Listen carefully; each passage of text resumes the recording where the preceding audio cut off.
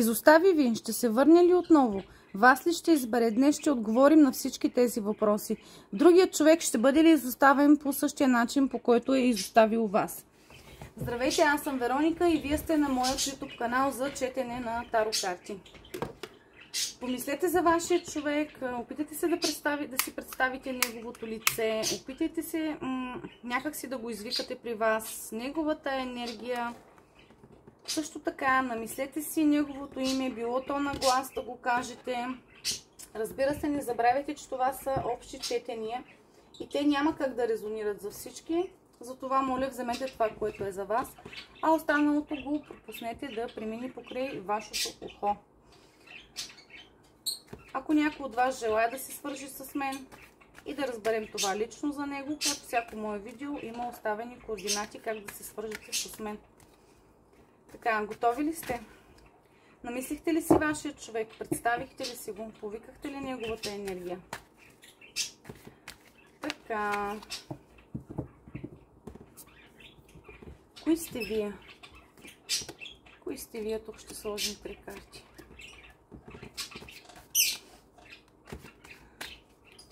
Кой е вашият човек?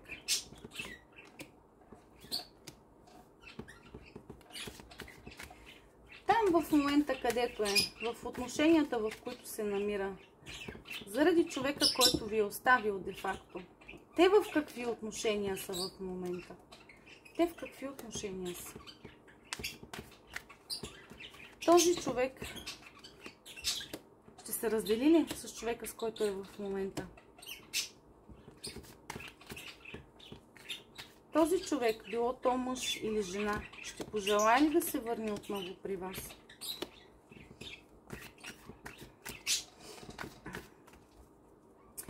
Как ще реагирате вие на това предложение?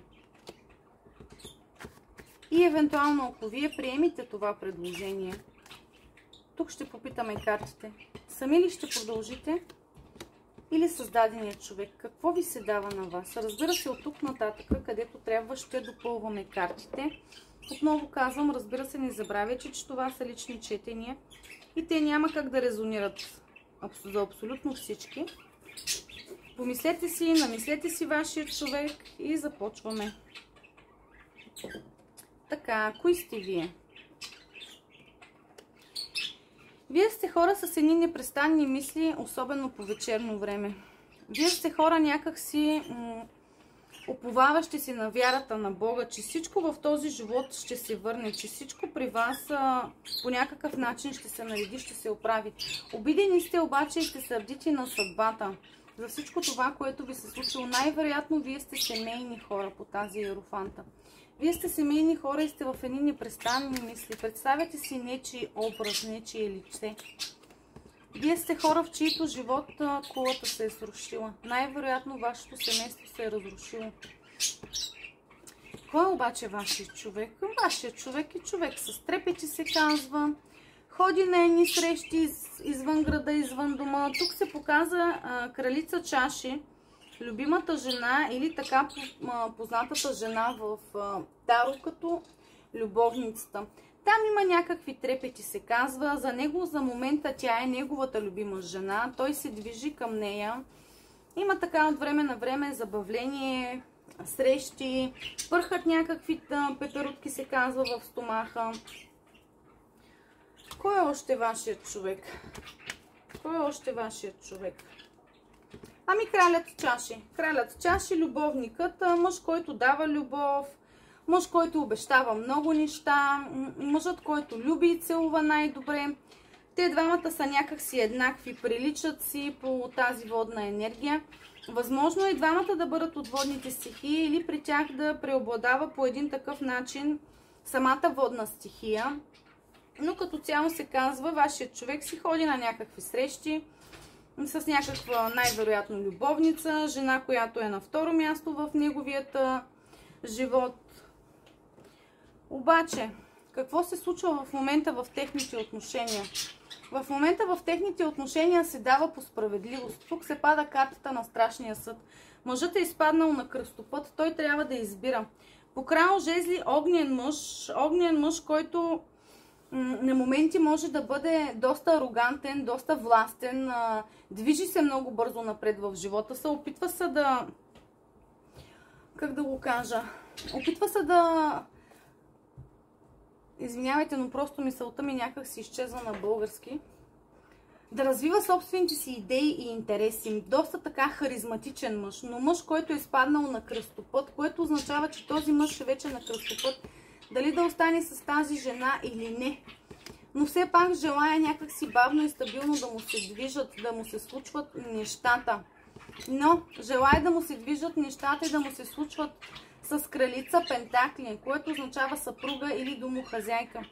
Между другото, направих още два такива разклада, само че в TikTok. Аз имам два профила там и двата се пишат по същия начин. Таро Астрологи Вероника. Единият завършва с 5, а другият с 8 накрая. Може да погледнете другите две видеа. Наистина и трите разклада страшно много си приличат. И в трите разклада се казва за семейни хора. За семейни хора препоръчвам ви силно да ги изгледате. Тук се казва, че той е устремен бавно и стабилно да върви, но към своята съпруга, към своята домохазяйка, майката на неговите деца, жената, с която е живял на семейни начала или имал законни отношения. Дава ли се обаче раздяла в тези отношения? Дава ли се раздяла, се казва, в тези отношения? Тук тайната жена определено ще се бори за даденият мъж. Ще подхожда доста така дипломатично, без да се кара с него, но тя ще защитава. Тя ще защитава тези отношения, тя не възнамерява да отпусне дадения човек от своя живот. Тя търси едно равно даване и получаване, но тук в случая ще има каквото си дал, това ще получиш. Тя търси едни слънчеви перспективи в любовта. Даже самата жена е устремена да подпише документ, брак, евентуално създаденият мъж, извинявам се, за едни слънчеви перспективи напред. Той обаче, тук виждаме, че той е тръгнал. Той или тя, нека мъжете, моля ви се, обръщайте към себе си, все пак ще подаде ли шанса към вас? Тук се дава работа върху отношенията с човек, който е на разстояние. Тук се казвате, първо ще се завърти колелото на съдбата. Тук започват да се случват едни съдбоносни промени в живота, което според мен означава да, този човек определено ще положи труд и усилия да се върне при човек, който е на разстояние от него. Човек, с когото е спорил, човек, с който най-вероятно са имали бедност в отношенията и в комуникацията, или за нещо парички не са им достигали. Тук има предателство, но да, този човек определено ще подаде шанса. Той е зависим. Той по някакъв начин по дявола е зависим. Той е вързан просто към вас и към вашите отношения. Било то чрез материални някакви ресурси, чрез деца, емоционално превързан. По някакъв начин този човек, това са токсични отношения. Разбирате ли, по дявола? Той е зависим.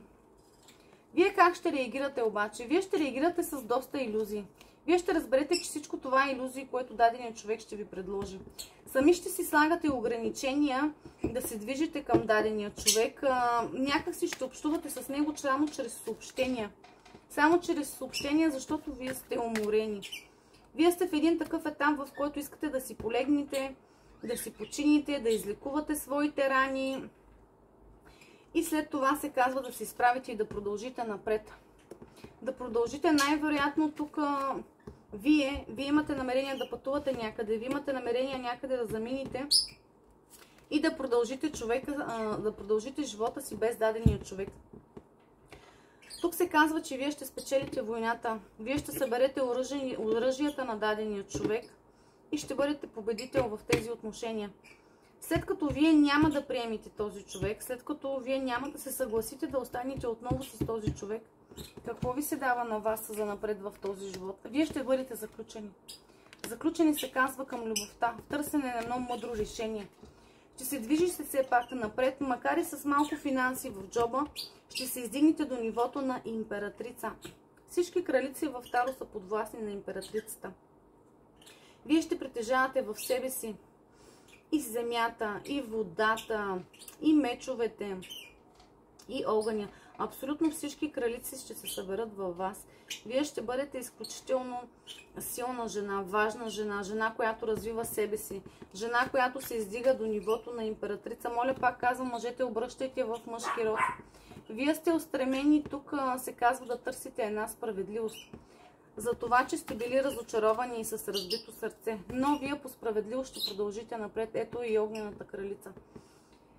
Развивайки те първа собствените си идеи, собствените си интереси, в момент, в който вие няма да имате... Това е най-хубавата, между другото, кралица в Таро. Няма да имате моменти, в които да изпадате в някакви депресивни състояния. Вие вече ще излезнете от вашето разочарование. Имате някакви идеи, които като развиете, вие ще се издигнете до нивото на тази императрица. Вие сте женската сила. Женската сила е на ваша страна.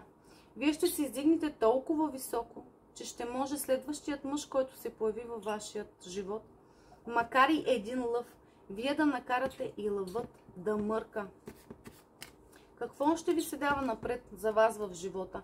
Страхове. Страхове все пак от неизвестното, но все пак една материална стабилност. Ето да, тук ви излиза колесницата, тук се казва, че вие напускате дадена ситуация. Вие определено на жените, които ме гледат специално, пак и мъжете казвам, обръщайте, вие ще напуснете най-вероятно местото, на което се намирате. В търсене на едни свои нови хоризонти, в търсене на една материална реализация, на една стабилност. Любов все пак ще се появи ли във вашия живот? Да, и любов ще се появи. Че започнете нещо от нулата, по смъртта настъпва една трансформация. Ако до сега сте били сами, плачещи и страдащи, то вече няма да бъдете. И това ще бъде по-скоро, отколкото и вие очаквате. Вие просто в момента сте в едно изчакване. Нещо наблюдавате, нещо изучавате. Коментирайте в това видео, познахте ли себе си, познахте ли вашият мъж. Това техните отношения ли са? Вие така ли бихте реагирали в дадените отношения? Как бихте реагирали вие, ако един човек след толкова време се върне във вашия живот, след като вие вече сте го изстрадали, изплакали и така нататък? Разбира се, не забравяйте да благодарите на висшите сили, да харесате този клип. Също така, разбира се, не забравяйте да натиснете камбанката, за да ви излизат и следващите видеа, които аз качвам.